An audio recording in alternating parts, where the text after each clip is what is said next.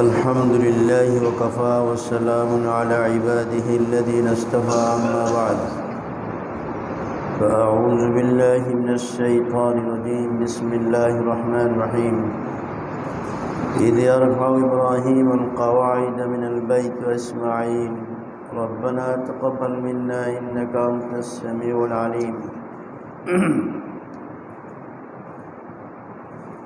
मोहतरम दोस्त और बुजुर्गों, कुरान करीमेर सूरा बाकारार आयात तिलावत करा हয়েছিল যখন হুজুর সাল্লাল্লাহু তাআলা আলাইহি ওয়াসাল্লাম দুনিয়াতে আসার আগে এই দোয়াটা হযরত ইব্রাহিম ও ইসমাঈল করেছিলেন আল্লাহর কাছে দোয়া করেছেন, যেটা আজ কোরআন কারীমের আয়াত সূরা বাকারার 2 নম্বর পারার শেষের দিকে।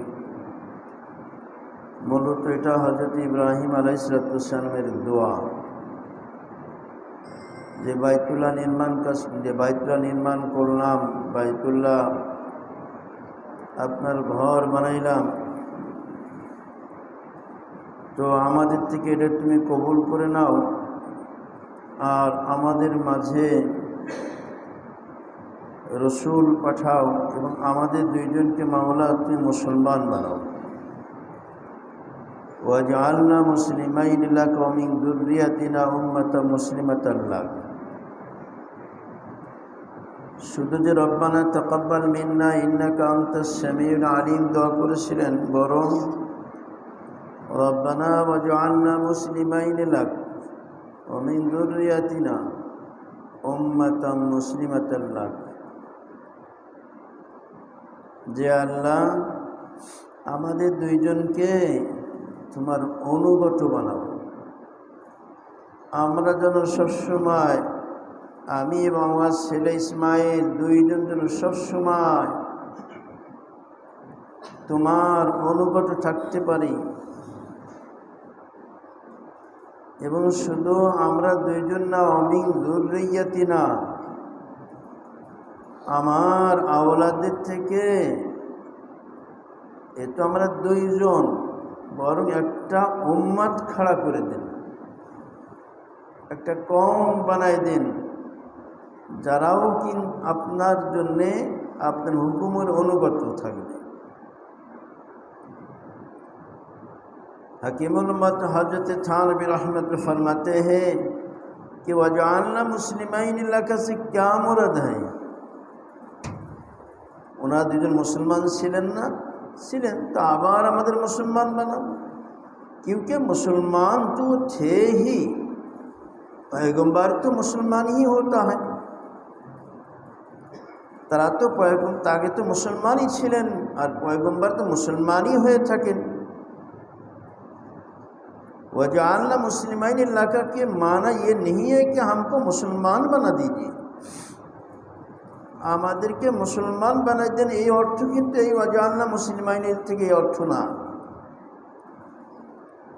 বলকে ये माना है, বরং এর অর্থ হলো कि मुसलमान तो हम है ही है अल्लाह, हम दोनों को आप अपना और ज़्यादा मुती व फरमाबरदार बना लीजिए।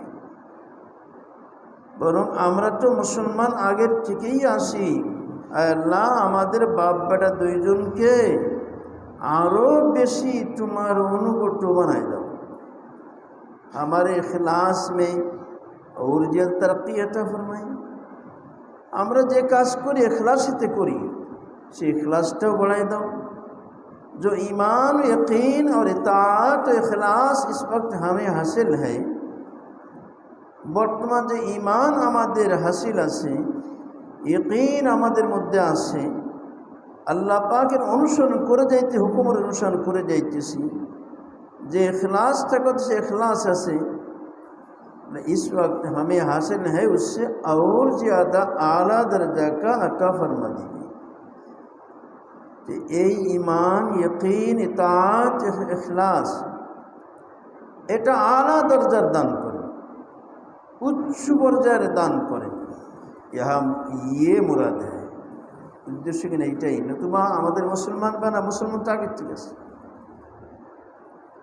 इसलिए सिर्फ तर्जुमा देखना काफ़ी नहीं, এই জন্য কোরআনের তর্জমা, এই জন্য হাকিমুল মাশা আশরাফ আলী থানভী রহমতুল্লাহ বলেছেন এক জায়গায়, সাধারণ ব্যক্তিদের, সে পুরুষ হোক আর মহিলা হোক, এরা শুধু কোরআন তর্জমা দেখা যায় যে নেই।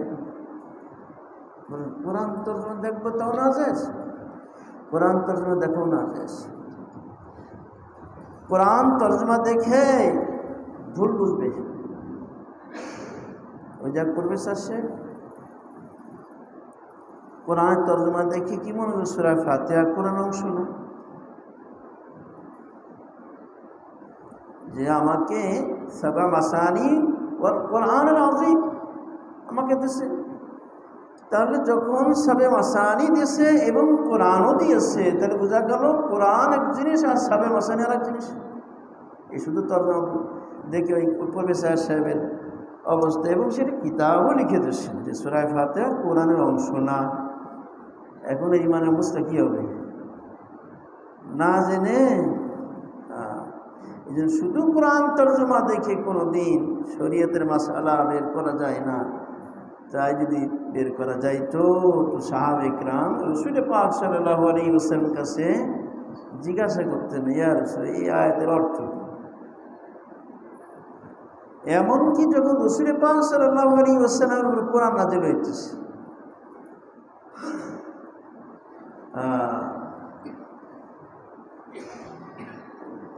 আমর বিল উরফ ওয়া আরজিল জাহিলিন, কোরআনে কারীমের আয়াত যখন নাযিল হয় সূরা আহজাবের, রাসূলুল্লাহ সাল্লাল্লাহু আলাইহি ওয়াসাল্লাম হযরত জিবরাইল আলাইহিস সালামকে জিজ্ঞাসা করলেন, ভাই জিবরাইল এই আয়াতের মর্ম কি?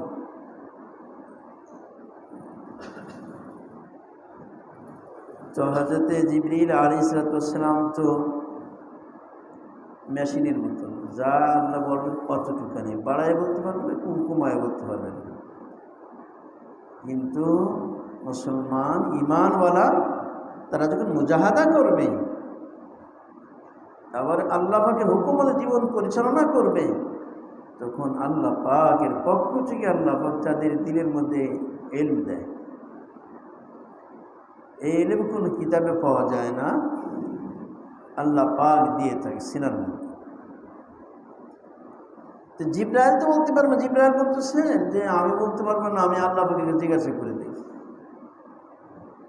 যখনই আল্লাহ পাকের দরবারে হযরত জিবরাইল আলাইহিস সালাম যে আল্লাহকে বলে, আল্লাহ এই আয়াতের মর্ম কি? আপনার হাবিবকে জিজ্ঞাসা করে ঘটনা উল্লেখ করছেন হযরত সদর সাহেব রহমতুল্লাহ, সদর সাহেবুর রহমতুল্লাহ আলাই, শামসুল হক ফরিদুর রহমত তাফসীর হাক্কানি মধ্যে। তো আল্লাহ পাক বলছেন, আনতাসিলা মান কাতা'ক ওয়া তু'তিয়া মান হারামাক ওয়া তুহসিনা মান আসা ইলাইক ওয়া তা'রিদা আম্মান জাহিলা ইলাইক। এই চারটে জিনিস যে তোমার সাথে সম্পর্ক ছিন্ন করবে, তুমি জুড়তে থাকবে। যে তোমারে বঞ্চিত করে তুমি তারে বঞ্চিত করবে না।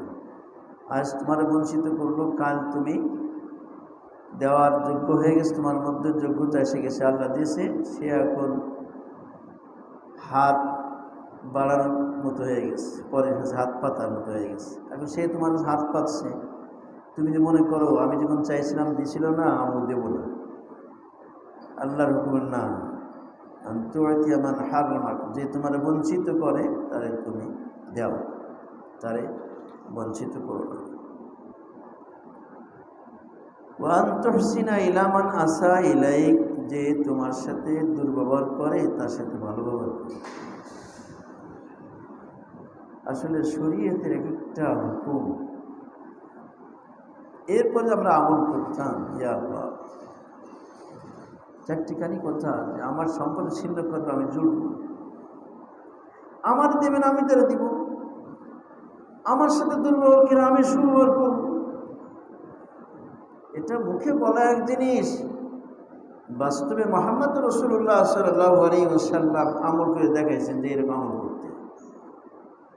নবীজির শতবার আমল করে দেখাইছে, যে কারণে যে দুশ্মন সে নবীজির কি হয়ে গেছে, জিগারে বন্ধু হয়ে গেছে, অন্তরঙ্গ বন্ধু হয়ে গেছে, শুধু খুলুকে করিমের কারণে। আর তোমার সাথে যে মূর্খতা স্বরূপ আচরণ করে, তুমি তার থেকে মুখ ফিরিয়ে নেওয়ার তার সাথে ঝগড়া, তার সাথে লিপ্ত হয়ে তার কথার উত্তর দিতে যাবো না।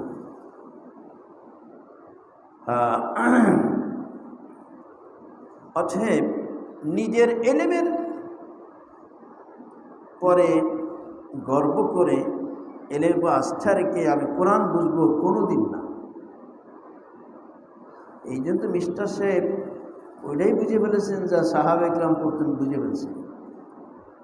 যখন হুজুর সাল্লাল্লাহু তাআলা আলাইহি ওয়াসাল্লাম কোরআনের আয়াত নাযিল হয়েছে, তাতাবাইনাল খায়তুল আবিয়্যাদু মিনাল খায়তিল আসওয়াদ, খাইতে থাকো খাইতে থাকো, কত সময় খাবে যত সময় সাদা সুতার থেকে কালো সুতা পৃথক না হবে। সাহাবা একরাম তো বাহ্যিক হুবাহু যে অর্থ, শাব্দিক অর্থ এটাই বুঝছিলেন,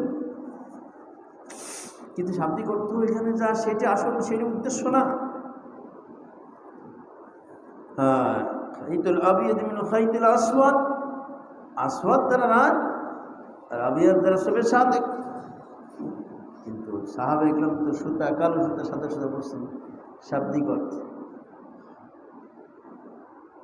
মিস্টার সাহেবও তাই করেছে, মিস্টার সাহেব অনুগান তাই কথা বলেছে। সাহাবা একরামে ভুল আসছে, নবীজি ভাঙাই দিচ্ছেন, আর মিস্টার সাহেব ভুল করেছেন, ভাঙাবে কিনা? ওলামার কাছে যাবে না, তা কি হবে? এখন আমি ওলামাদের কাছে যাবো না, তো আমার অবস্থা কি হবে? মহতরম দোস্তর বুজুর্গ, নবী ছাড়া কোরআন বোঝা যায় না, ওলামা ইকরাম ছাড়া কোরআন বোঝা যায় না, সিস্টেম আলা রাখেন নাই। হযরত থানবী রাহমাতুল্লাহ উল্লেখ করেছে, সাধারণ মানুষের জন্যে শুধু কোরআন তর্জমা এবং শুধু হাদিসের তর্জমা পড়া যায় না, ওদের কিছু বলবে না। ও বলবে বুখারী তর্জমা পড়েছে, ওর মধ্যে একটা বিশাল এক হাদিস পড়েছে, লা সালাতা লিমান লা সালাতা লিমান লা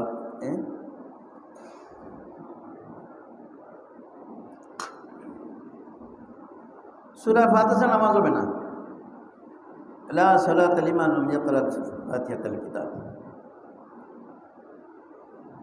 অথবা লা সালাতা ইল্লা বিফাতিহাতুল কিতাব, সূরা ফাতিহা নামাজ হবে না। এখন পাইছে আর ঝগড়া করে বলে কোন হাদিসেই বলতেছে, আবু হানিফার কথাই আসতেছে না।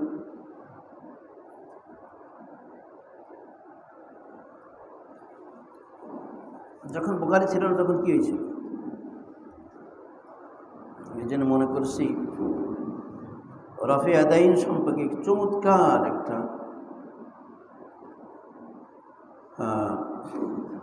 আলোচনা আছে এবং সুন্দর বোঝানোর, মানুষে বুঝতে পারে, সাধারণ পাবলিক। মনে করছি এই জুমার পরের জুমা ইনশাল্লাহ রফে আদাইন সম্পর্কে পুরা ইতিহাস, সাহাবাদের মধ্যে কি ছিল, কত প্রকার হাদিস আছে, কত জায়গায় রফে আদাইন আছে, এসব বিস্তারিত। শুধু নামাজ শুরু করার সময় না 3 জায়গায়, না 4 জায়গায়, না 5 জায়গায়, না 7 জায়গায়, না প্রত্যেক উঠা বসার অবস্থায়, যখন উঠা বসা রুকুতে গেলে হাত তুলবে, দাঁড়ালে হাত তুলবে, সেদা হাত তুলবে, সেদা উঠে হাত তুলবে, শুধু রফে আদান তারা ভরা পুরো নামাজ। এটা একটা সহি হাদিস আছে। যাই ওইদিকে যাবো না। তখন বুঝে আসবে, হ্যাঁ হ্যাঁ এ তো এক সাগর, এর মধ্যে আমরা ডুব দিয়ে তো বেরিয়ে আসতে পারবো, আর কোন দিন উপরে উঠে আসতে পারবো না, ওই জায়গায় বেরিয়ে থাকতে। যে কত বড় সাগর, মহাসাগর। এই কারণেই তো হযরত নবী পাক সাল্লাল্লাহু আলাইহি ওয়াসাল্লাম, এই জন্য হুজুর সাল্লাল্লাহু তাআলা আলাইহি ওয়াসাল্লাম, মেরে মহতাম দোস্তর বুজুর্গ, শরিয়াত বুঝতে গেলে নবীজির শুরু আর শেষ এটিকে সামনে রাখতে হবে, সাহাবাদের আমলও রাখতে হবে। আর আইম্মাই মুস্তাহিদিন, এরা হলো উম্মতের চরম হিতাকাঙ্ক্ষী, উম্মতের সবচেয়ে বড় দরদি আইমায়ে মুজতাহিদিন। আমি যা বুঝছি, আল্লাহ, তারা যদি এরকম সাগরের তলতে ডুব দিয়ে ওই যে ওখান থেকে যদি মণিমুক্তা বের না করতেন, কি করে সম্ভব ছিল আমাদের দ্বারা? কি করে করছেন ওনারা? হজরত ইমামে আবু হানিফা, হজরত ইমামে মালিক, হজরত ইমামে শাফি, হজরত ইমামে আহমদ হাম্বল, আল্লাহ পাক তাদেরকে ইলমে হাদিস, ইলমে তফসির, ইলমে লুগাত এসব দিয়েছিলেন কেন? আল্লাহ এদের বানাইছেন, পয়দাই করেছেন উম্মতের জন্য। নবীকে যেন পয়দা করেছে উম্মতের জন্য, তার ওয়ারিসদেরও পয়দা করেছে উম্মতের জন্য। উম্মত চলবে কি করে? চলতে গেলেই ওয়ারিসদের সাথে সম্পর্ক না পাইলে থাকলে জমি একটু হবে না, তার সাথে সম্পর্ক না জমি কত কিনা আছেন জানা যায়। তো মহতারাম দোস্তর বুজুর্গ, এই জন্য হযরত হাকিমুল উম্মাহ থানভী রাহমাতুল্লাহ বলেন যে শুধু কোরআন তর্জমা দ্বারা কিছুই বুঝিয়ে আসবে না।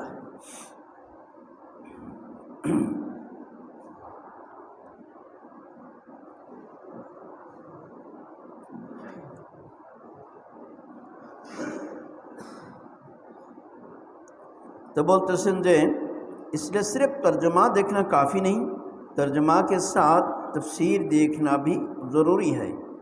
এই জন্য শুধু তর্জমা দেখা যথেষ্ট নয়, তার সাথে তফসির দেখতে হবে।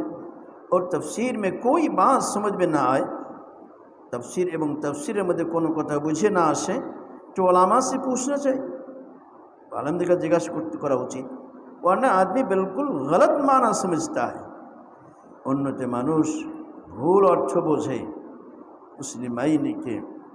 मुस्लिमाइन के बारे में वो सोचेगा।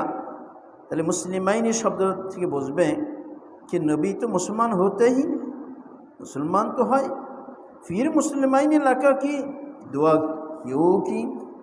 क्यों कर रहे हैं? এরপরও তিনি কেন বলতেছেন আল্লাহ আমাদের দুইজনকে বাপ বেড়া দুইজনকে মুসলমান বানাই, এর উদ্দেশ্য।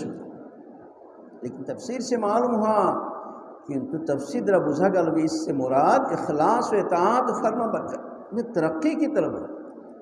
इधर বোঝা গেল এদের উদ্দেশ্য ইখলাস, ইতাআত, আল্লাহ পাকের অনুগত, এর মধ্যে আরও উন্নতির উদ্দেশ্য, আরও উন্নতি, আরও বেশি উন্নতি করনা বলা। तमाम मनासिक हज वही से बताया गया। वारीना मनासिकना, और हमको हज के हक़ में बतला दीजिए कि हज किस तरह की जाए। এবং সাথে সাথে বলতেছেন আল্লাহ হজটা একটু দেখাই দিও, হজ কেমন বলে দিও, तवाफ किस तरह कर, हज কীভাবে করবে, तवाफ কীভাবে করবে, कब क़याम किया जाए, और वक़ूफ़ अरफ़ा का दिन और वक्त और क़याम मुज़दलिफ़ा, गर्ज़ हज के पूरे अहकाम और तरीक़े हमें बता दीजिए। तवाफ কীভাবে করবে, মিনায় কখন অবস্থান করবে, আরাফায় কখন ওখানে অবস্থান করবে, এবং দিন এবং কোন সময় দিনটা, এবং মুজদালিফায় অবস্থান করাটা, ফল কথা হজের পরিপূর্ণ আহকাম এবং হজ আদায় করার পদ্ধতি আমাদের বলে দেন। ওয়ারিনা মানাসিকানা, तमाम अहकाम हज शामिल है, এর মধ্যে হজের সমস্ত বিধান এর ভিতরে রয়েছে। इसलिए मुफस्सिरीन लिखते हैं, यही कारण तफसीर कारगण लिखें कि आप हज में जितने काम करते हैं ये कोई मन घड़त और ख्याली पुलाव नहीं है। যা আপনি হজের মধ্যে যে কাজগুলি করেন এটা মানুষের বানানো না, এটা খেয়ালি পোলাও না, ইচ্ছে মতো আমি যা করবো তাই, বলকে जिब्रील अलैहिस्सलाम को भेज कर अल्लाह ताला ने हज का पूरा तरीक़ा और अहकाम बताइए। বরং আল্লাহ পাক জিবরিলকে পাঠিয়ে হজ আদায় করার পুরা তরিকা এবং আহকাম बताइছেন তিনি। और काबा शरीफ जहाँ वाक़ है वो पूरे आलम का वस्त है, और যেখানে কাবা শরীফ আছে সারা পৃথিবীর ওইখানে মাঝখান, बिल्कुल वस्त में। काबा शरीफ किसे बनाया गया, जबकि उस वक्त पैमाइश की आलत नहीं थी। তাহলে পৃথিবীর একেবারে মাঝখানে কী করে বানাইলেন, যখন মাপার কোনো যন্ত্র আবিষ্কার হয় নাই, साइंस की तरक्की नहीं थी, तो उन साइंस उन्नति ছিল না। लेकिन अल्लाह ताला ने जिब्रील अलैहिस्सलाम के ज़रिए हज़रत इब्राहीम अलैहिस्सलाम को बता दिया, किंतु अल्लाह ताला हज़रत जिब्राइल माध्यमे हज़रत इब्राहीम अलैहिस्सलाम के बोले दिছিলেন कि यहाँ काबा की बुनियाद रखो, जो वस्त है दुनिया का, এইখানে काबार भित्ति रखो, এটাই এটা দুনিয়ার মাঝখানে। और अरीना मनासिकाना दो पैगम्बर की दुआ है। अरीना मनासिकाना আমাদের হজের আহকামগুলি জানিয়ে দিন, बतलाए दिन। दुई पैगम्बर दुआ हज इब्राहीम और इस्माइल, लिहाजा उनकी दुआ के सदक़े में अल्लाह ताला ने बज़रिया जिब्राईल अलैहिस्सलाम तमाम मनासिक हज और पूरा तरीक़ा हज वगैरह का बताया। এজন্যে এই দোয়ার বরকতে আল্লাহ তাআলা জিবরাইলের মারফতে হজের সমস্ত আহকাম এবং হজ আদায় করার পদ্ধতি সব বদলে দিয়েছিলেন, बोले दिছিলেন। आज हम लोग जो हज कर रहे हैं, আমরা যে আজ হজ করতেছি, ये पूरा तरीका जिब्राइल अलैहिस्सलाम का बताया हुआ है। এটা हजरत जिब्राइल बोले দেওয়া পদ্ধতি, जिससे सरवार आलम सल्लल्लाहु अलैहि वसल्लम से हम सल्लल्लाहु अलैहि वसल्लम ने हम सबको आगाह फरमाया, যার সম্পর্কে खुद हुजूर सल्लल्लाहु अलैहि वसल्लम के अवगत করেছেন, জানাইছেন। वतुब अलैना, और हम पर तवज्जो फरमाइए। वतुब अलैना, और हम पर तवज्जो फरमाइए, यानी अपने तवज्जो मेहरबानी को हम पर कायम रखिए। আমাদের দিয়ে মাওলা তুমি তাওয়াজ্জু দাও, অর্থাৎ তোমার দয়া যেন আমাদের উপরে থাকে। তুব আলাইনা की तफसीर अल्लामा आलूसी ने फरमाई। तफसीर रुहुल मानी लेखक मुफस्सिर आज़ीम सैयद महमूद बगदादी रहमतुल्लाह तफसीर रुहुल मानी में उल्लेख करेছেন, आई वफ़िक़ना लित्तौबत, तुब आलाइना आई वफ़िक़ना लित्तौबत, यानी हमको तौफ़ीक़ तौबा दीजिए, अर्थात अल्लाह আমাদেরকে तौबर तौफीक दो। मुफस्सिरीन लिखते हैं कि अल्लाह ताला की तवज्जो से मुराद तौफीक तौबा है। এখন আল্লাহ পাক আমাদের দিকে तवज्जो दिबेन, এদের उद्देश्य तौबर तौफीक दिबेन। जिसको तौफीक तौबा नहीं है, वो अल्लाह की रहमत और मेहरबानी से बहुत दूर है, मकाम बूद में मुब्तला है। जार तौबर तौफीक नहीं, সে আল্লাহর রহমত এবং মেহেরবানি থেকে, দয়া থেকে অনেক দূরে, সে অনেক दूर জায়গায়। আম্বিয়া আলাইহিসসালাম কি তওবা সে কি মুরাদ? এখন আম্বিয়া আলাইহিসসালাম মাসুম, তাদের কোনো গুনাহ নাই, উনি কেন অতবা আলাইনা এই তওবার তৌফিক দেন বলতেছেন? এতে উদ্দেশ্য কি? এই তওবা দ্বারা यहाँ पर अल्लामा आलूसी ने एक इश्काल कायम, তিনি এখানে নিজেটা প্রশ্ন করেছেন এবং সে প্রশ্নের উত্তরও দিয়েছেন, যাতে आयत सुंदर बुझे आसे कि पैगम्बर से तो गुनाह का इर्तिकाब नहीं हो सकता, पैगम्बर থেকে तो गुनाह होते पारे ना, क्योंकि नबी तो मासूम होता है, कारण नबीरा तो मासूम है, निष्पाप है। फिर यहाँ दोनों पैगम्बर क्यों तौफीक तौबा मांग रहे हैं? তাহলে এখানে দুইজন পয়গম্বর হযরত ইব্রাহিম ইসমাইল কেন তারা তওবার তৌফিক আল্লাহর কাছে চাইতেছেন যে আল্লাহ আমাদেরকে তওবা করার তৌফিক দাও? उसका जवाब ये दिया, तब उत्तर जिसम कि आवाम की तौबा और है, ख़वास की तौबा और है, और यहाँ न आवाम की तौबा मुराद है न ख़वास की, बल्कि ये अख़सुल ख़वास की तौबा है। अगर साधारण पब्लिकेर तौबा एक रकम और ভিআইপিদের तौबा আর এক রকম, বলে এখানে সাধারণ পাবলিকের তওবা ওর উদ্দেশ্য না, ভিআইপিও না, বরং আরও ভিআইপির উপর যত আছে তাদেরই, যাকে আরবিতে আখাসুল খাওয়াস বলা হয়। খুসুসি মেহমানের মধ্যে আবার বিশেষ খুসুসি মেহমান, তো সেই তো উদ্দেশ্য। यानी आम मुसलमानों की तौबा होती है गुनाहों से। কারণ সাধারণ মুসলমানের তো গুনাহ থেকে তওবা হয়, গুনাহ হয়ে গেছে আল্লাহ মাফ করে দাও। আরজু মিনাল মাসিয়াতি ইলা তাআতি, এই গুনাহ করছিল, গুনাহ বাদ দিয়ে আল্লাহর অনুগত হইতেছে, আল্লাহর হুকুম দিয়ে চলে আসছে, আল্লাহর হুকুম পালন করতেছে। और ख़वास उम्मत की तौबा ये होती है, तौबा होती है गफलात से। আর যারা খাস এদের তওবা গাফলাত থেকে ফিরে আসে, গাফেল হবে। হযরত থানি রহমাতুল্লাহ যখন নাকি সুলাইমান নবী রহমত জিজ্ঞাসা করেছিলেন, তো বলছিলেন যে হযরত তাসাউফ কি জিনিস। হযরত বলছিলেন যে আপনি अंदर से गफलत को दूर करना, अपने अंदर से गफलत को दूर करना। একজন ব্যক্তি আমলে লাইনও গাফলাত করবে না, সুন্নতে পাবন্দি করতে চায় না, কোরআন তেলাওয়াতে পাবন্দি করতে চায় না, করবে না, তাহাজ্জুদের পাবন্দি করতে চায় না, ইশা কাওয়াবিন পাবন্দি করতে চায় না, তেলাওয়াতের পাবন্দি করতে চায় না, এগুলি পাবন্দি করতে চায় না, গাফলাত। আর একটা সে গুনাহতে গুনাহ হয়ে গেছে, তওবা করে ফেলবো, সঙ্গে সঙ্গে গুনাহ তওবা করে ফেলবো, এই অনুভূতি থাকে না, গাফলাত। তো গুনাহ থেকে তওবা করার পর তওবা করার দিয়ে গাফলাত করা যাবে না, আর আমলের পরে ওঠার জন্য গাফলাত করা যাবে না। সাহাবে کرام তারা এমনভাবে আমলে জিন্দেগি বানাইছিলেন। আর এটা হলো যখন মেরে মহতারাম দোস্ত আর বুজুর্গ, গাফেলদের সাথে আমি বসবো, আমার দিলও গাফেল হয়ে যাবে। আর যাদের দিল গাফেল না, সজাগ, তাদের সাথে বলবো আমার দিল এরকমভাবে গাফেল হবে না, সজাগ হয়ে যাবে।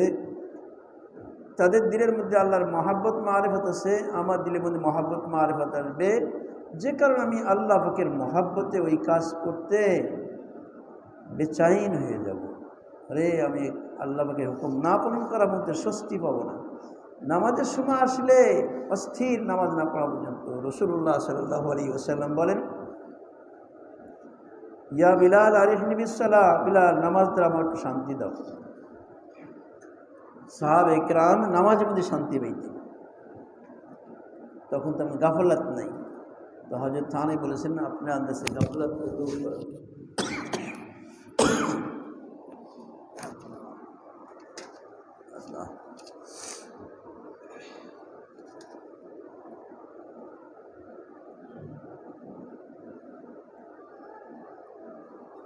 तो ख़वास उम्मत की तौबा होती है गफलत से, और रुजू मिनल गफलत इला ज़िक्र, आगे गफलत ना जिक्र ना तेलावत কিছুই नहीं, अल्लाह स्मरण থাকে না, ওই गफलत থেকে দূর করে আল্লাহ পাকের জিকির দিকে ফিরে আসে। और ये तौबा अखरसुल ख़वास की है, यानी पैगम्बरों की तौबा है। और এখানে जो तौবার কথা বলতেছে এটা খুশুসি মেহমানের মধ্যে আরও খুশুসি মেহমান। মন্ত্রীরাও বিশেষ ভিআইপি, কিন্তু মধ্যে প্রধানমন্ত্রী প্রেসিডেন্ট আরও ভিআইপি। ते बोलतेছেন যে এরা আখাসুল খাওয়াস की तौबा, यानी पैगम्बरों की तौबा है, এটা पैगम्बरদের तौबा, जिसका तर्जुमा होगा, যার অর্থ হবে और हमें तौफीके तौबा दीजिए, কি জন্যে, লিরাফিদ দারাজাতি ওয়াত তারাক্কি মিনাল মাকামাত ফিল মাকামাত, অর্থাৎ আমাদের তওবার তৌফিক আমাদের মর্যাদা বৃদ্ধি করতে থাকবে, মর্যাদা বৃদ্ধি। লিরাফি দারাজাত, আগে যে দরজা ছিল তার থেকে আরও উপরে, ওয়াত তারাক্কি ফিল মাকামাত, এবং আল্লাহ পাকের যত মাকাম আছে সর্বোচ্চ মাকামে যাবে, সেই জন্য আরও তারাক্কি করার জন্য চাচ্ছে। यानी हम पूर्व के जिस मकाम पर आप हैं उसमें और तरक्की अता फरमाए। অর্থাৎ আমরা নৈকট্যের যে জায়গা আছি এখানে আরও উন্নতি দিন, আরও আমাদেরকে আরও উন্নত করেন, আরও উপরে নেন। और हम दोनों के दर्जात और बुलंद कर दीजिए, और हम दोनों के दर्जात और बुलंद कर दीजिए। तो আমাদের দুইজনের স্তর আরও বৃদ্ধি করে দেন, আরও প্রমোশন দেন।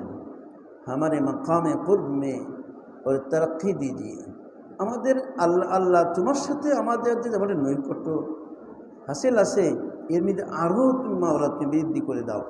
देखिए तफसीर रुहुल मानी खूब समझ लें। देखें तफसीर रुहुल मानी देखें ভালো করে মনে করেন বুঝে নিন कि ये तौफीक तौबा गुनाह से नहीं है।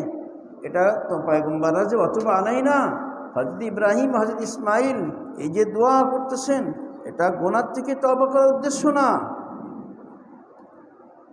বরং বর্তমান আল্লাহ পাকের কাছে তাদের যে নৈকট্য আছে এই নৈকট্যের মধ্যে আরও বৃদ্ধি করা।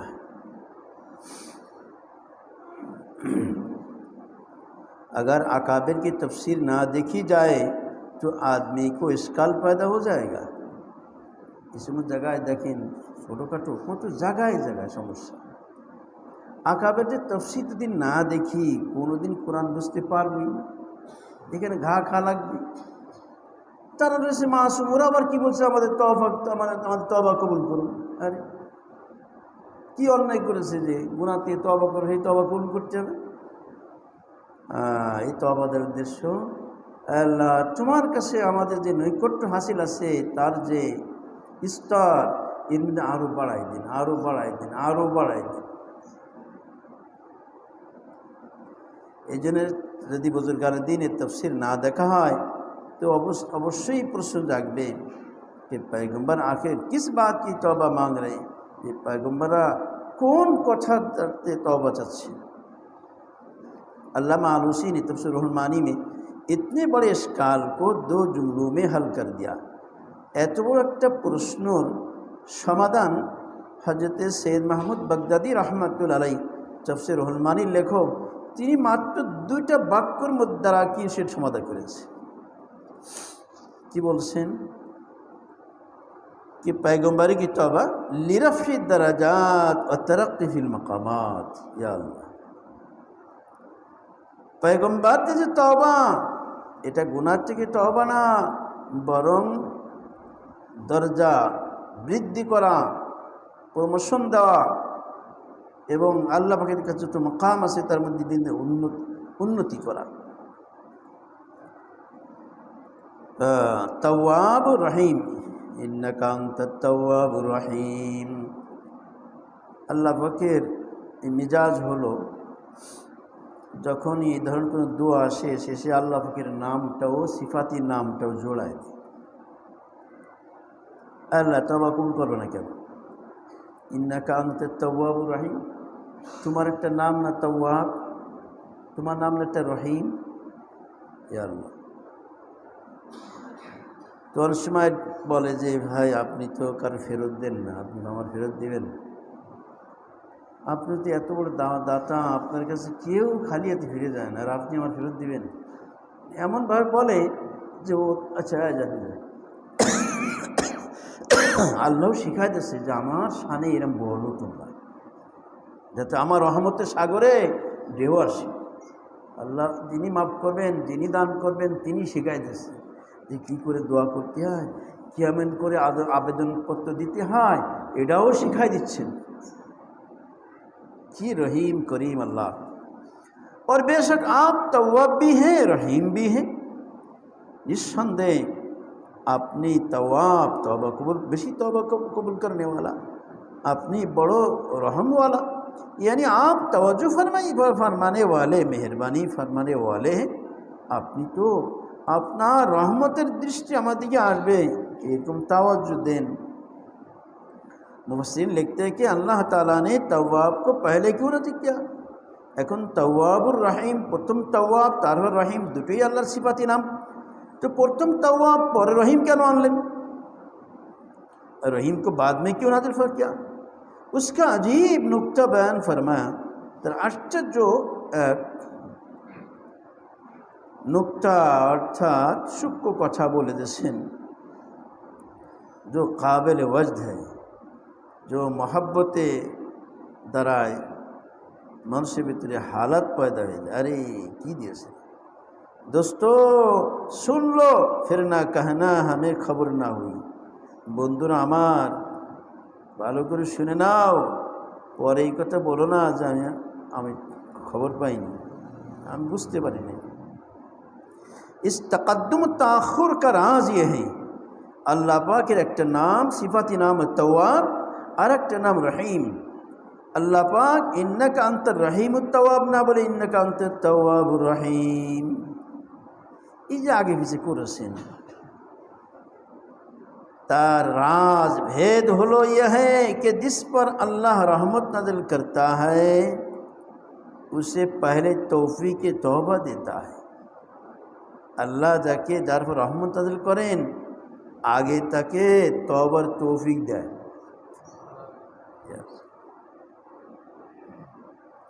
तवाब को अल्लाह ताला ने इसलिए मुकद्दम फरमाया, इजने अल्लाह पाक आयतेर मध्य तवाब शब्दटाके आगे आनছেন कि हम जिस पर रहमत नाज़िल करते हैं, आमी जार रहमत नाज़िल करी पहले उसको तौफीक तौबा देते हैं ताकि आमी आगे तौबर तौफीकटा आगे दिए नी।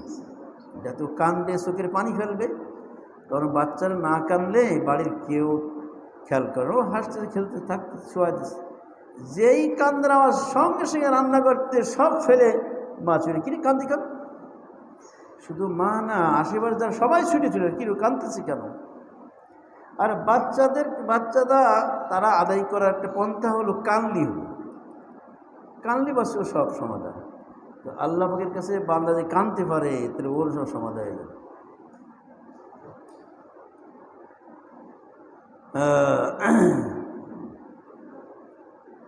तौफीक तौबा और नुज़ुल रहमत दोनों साथ साथ चलते हैं। तबे একটা আগে 1 ঘন্টা পরে একটা না, দুই সাথে পাশাপাশি এক সাথে সাথে তওবার তৌফিক সাথে সাথে রহমত নাজিল একসাথে। যেমন চাবি ঘোরায় তালা খোলে, কিন্তু দুটো দেরি লাগে না, চাবি ঘোরাতে সাথে তালাও খুলে যায় দুটোর সাথে সাথে।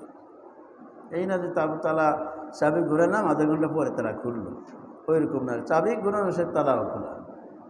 তো তওবার তৌফিকের সাথে সাথে রহমত নাজিল হয়ে যায়, শুরু হয়ে যায়।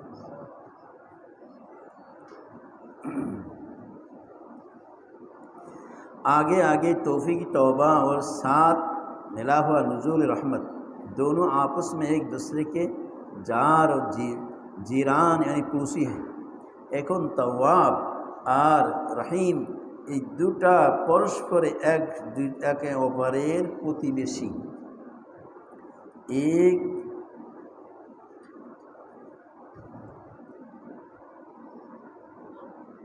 एकदम मिले हुए आते हैं। तौफीक तौबा और रहमत का नुज़ूल साथ साथ होता है। तौবার तौफीक এবং রহমত অবতীর্ণ হওয়া একদম সাথে সাথে, একটা একটা সাথে থাকে, দেরি হয় না।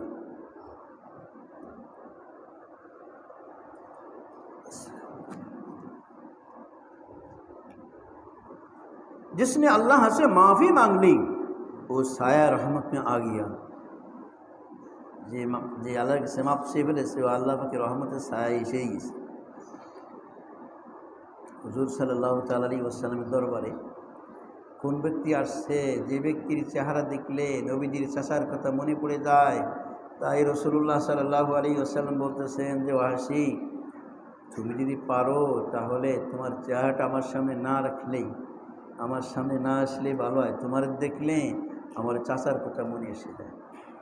চাচা কে? হামজা রাদিয়াল্লাহু তাআলা। ইয়া আল্লাহ, যদি পথেই নবীজি দরবারে আসার আগেই যদি ওয়াহশীকে খতম করে দেওয়া হতো, নবীজি কিছু বলতেন না, খুশি হতেন। কিন্তু যখন নাকি রহমতে নবীর কাছে এসে গেছে তখন বলতে পারে না এরে মার, কারণ দরবারে এসে গেছে। যদি নবীজির অবস্থা এরকম হয় তো আল্লাহকে দরবারে গেলে আল্লাহ কি আরো ফেরত দেবে? আল্লাহ আজীব ঘটনা মনে পড়ে গেল।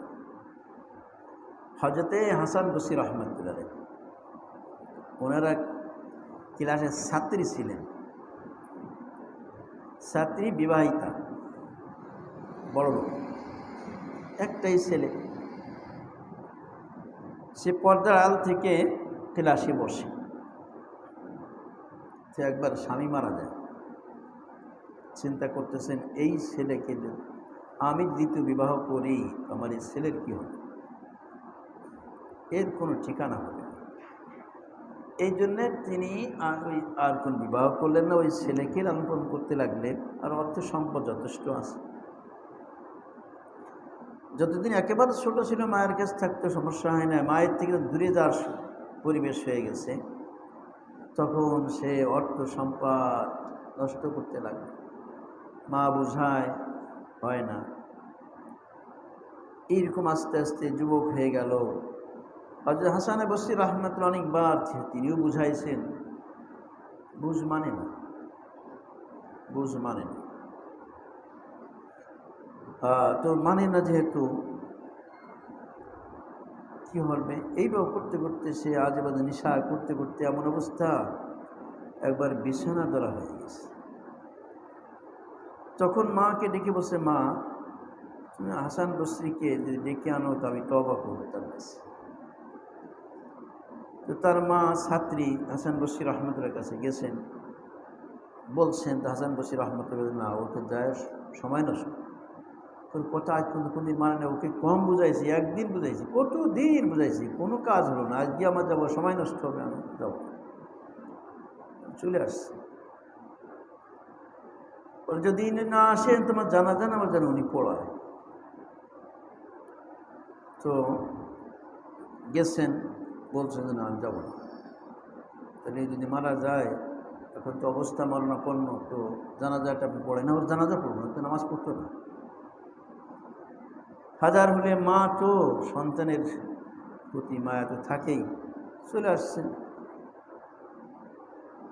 ভাঙ্গা হৃদয় নিয়ে ফিরে আসছেন, এসে ছেলেকে বলতেছেন, দেখো হাসান বসে আসবে না এবং তোমার জানাজাও পড়বে না। তখন এই ছেলেটা বলতেছে, মা বুঝছি, আমার যে ইন্তেকাল হয়ে যায় তো আমার গলায় তোমার ওড়না পেঁচাইয়ে উঠোনে চারিপাশে শুধু টানবা, মৃত্যু কুকুর যেমন এরকম টেনে বেড়ায় ওই রকম টান। আর আমাকে মুসলমানের কবরস্থান দাফন করো না, কারণ আমার কারণে অন্য অন্য মাইয়েতরা তারা কষ্ট করে। আমি যেহেতু গুনাহগার, আর আমাকে এরকম করে মানে দেখো গুনাহগার যে হয় তারই পরিণতি হয়, এই জন্য আমাকে এই উঠোনে দাফন করবা।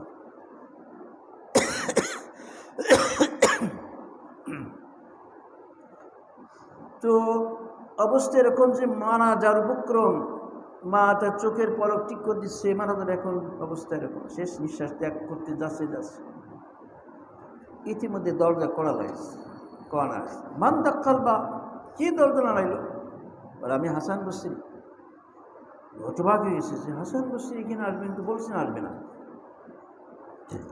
তিনি বলতেছেন, আমি আর সেই তোমার ছেলে জানাজা বলবেন, আমাকে আল্লাহ বা স্বপ্নে বলেছে তুই আমার অলি, আমার এক বন্ধু তার জানাজা পড়বি না, তুই কেমন আল্লাহ তুই আমার অলির জানাজা পড়বি না? তবে ছুটে চলে আমি বুঝতে পারি নিশ্চয়ই সে তওবা করেছে, তওবা কবুল হয়ে গেছে। কারণ হাদিসে পাকের মধ্যে সে আত্মাই বা হাবি বললাম তওবা করে আল্লাহর বন্ধু, তো তওবা হয়তো কবুল হয়েছে, সে আল্লাহর বন্ধু হয়ে গেছে, ওর নামাজ পড়তে জানাজা পড়তে তাই আসে জানাজা পড়তে। তো মেরে হতাম দস্তর বুজুর্গ, আল্লাহ পাকের রহমতে এরকম, এটা ভাবা যায় না। মাওলা তো অসীম, যা তার দয়াও অসীম, তার মায়াও অসীম। যখনই গুনার সাথে জড়ায় পড়ে যায় সঙ্গে সে মাওলা মাফ করে দাও, আমার মাফ করে দাও। তো হুজুর সাল্লাল্লাহু দরবার বসে গেছেন, এখন তো মারা যাবে না। এর আগে মেরে দিতে সে ভিন্ন কথা। জিজ্ঞাসা ওয়াসি, তুমি কি সেই ওয়াসি? যে আমি সে ওয়াসি। তুমি আমার চাচাকে মারছিলে? বলে যেমন আপনাকে সংবাদ আসছে। মুসলমান তো করে নিলেন, কলমা পড়াই নিলেন, বলেন তবে তুমি পারো আমার সামনে তোমার চেহারা যদি না থাকে, তোমার দেখলে আমার প্রিয় চাচার কথা মনে পড়ে যায়, দুঃখ আর তাজা হয়ে যায়। তো হুজুর সাল্লাল্লাহু আলাইহি ওয়াসাল্লাম নিয়ম মানতেছেন, রহমতের দরজাও খুলে দিচ্ছেন, আবার কষ্ট লাঘবের ব্যবস্থা তরিকা বলতেছেন। এটা তাওয়াব আর রহিম দুটোই পরস্পর একে অপরের। একে অপরের সাথে দারুণভাবে লেগে আছে। তওবার সাথে রাহিমের মিল, দারুণ মিল। এই জন্য আল্লাহ পাক কোরআন আয়াতের মধ্যে এই তওবার সাথে সে তাওয়াবের সাথে রহিম নাযিল করেছে। আল্লাহ